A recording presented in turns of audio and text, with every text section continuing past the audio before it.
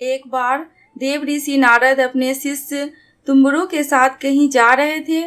गर्मियों के दिन थे। एक प्याऊ से उन्होंने पानी पिया और पीपल के पेड़ की छाया में जा बैठे। इतने में एक कसाई वहां से 25-30 बकरों को लेकर गुजरा।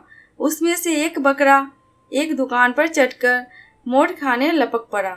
उस दुकान पर नाम लिखा था सगालचंद सेठ। दुकानदार का बकरे पर ध्यान जाते ही उसने बकरे के कान पकड़कर 2-4 घूंसे मार दिए। बकरा चिल्लाने लगा और उसके मुंह में से सारे मोठ गिर पड़े।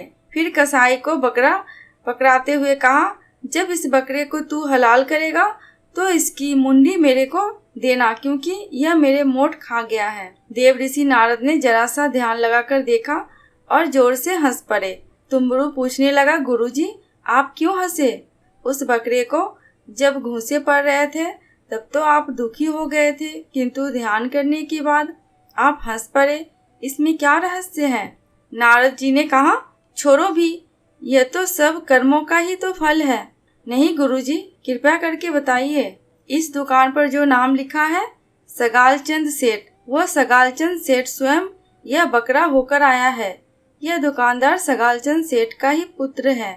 सेठ मरकर बकरा हुआ है और इस दुकान में आना पुराना संबंध समझकर इस पर मोठ खाने लगा। उसके बेटे ने ही उसको मारकर भगा दिया। मैंने देखा कि 30 बकरों में से कोई दुकान पर नहीं गया। फिर यह क्यों गया? कमबख्त, इसलिए ध्यान करके देखा तो पता चला कि इसका पुराना संबंध था। जिस बेटे के लिए सगालचंद सेठ ने इतना कमाया था, वही बेटा मोठ के 4 दाने भी नहीं खाने देता और गलती से खा लिए तो मुंडी मांग रहा है बाप की। इसलिए कर्म की गति और मनुष्य के मोह में मुझे हंसी आ रही है कि अपने अपने कर्मों का फल प्रत्येक प्राणी को भोगना ही पड़ता है और इस जन्म के रिश्ते नाते मृत्यु के साथ ही मिट जाते हैं, कोई काम नहीं आता। दोस्तों, आपको ये कहानी कैसी लगी प्लीज़ कमेंट करके हमें ज़रूर बताना। अगर थोड़ी सी भी अच्छी लगी हो तो प्लीज़ मेरे चैनल को सब्सक्राइब करके मेरी वीडियो को लाइक एंड शेयर कर देना। अंत तक वीडियो में बने रहने के लिए आपका दिल से बहुत बहुत शुक्रिया।